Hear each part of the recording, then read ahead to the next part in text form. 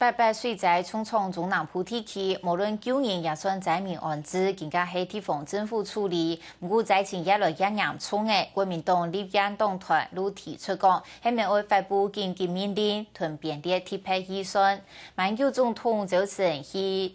南部抗灾嘅时间讲，更加嘅灾害防救法已经编入白921太体同时节的12条紧急命令，故说唔是个难会发布嘅。 南部地区的灾情更来更严重，高雄市政府为了救灾无限制者，虽然北部地区已经去停售，不过灾民安置同迁村的问题，引发总统还唔免发布紧急命令，同编列特别预算，统筹所有资源人力，不救灾系统实在更加完善。马英九总统抗灾的时讲，厉害的灾害防救法已经有相关的规定，唔是个发布紧急命令。灾害防救法一共是52条。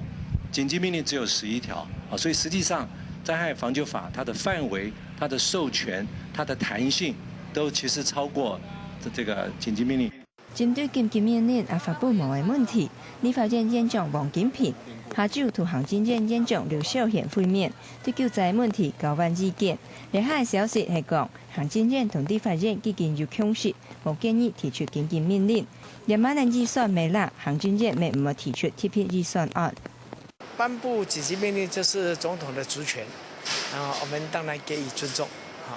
而未来需要立法院任何的配合、任何的支持，我想立法院一定不分这个朝野不分党派，全力支持。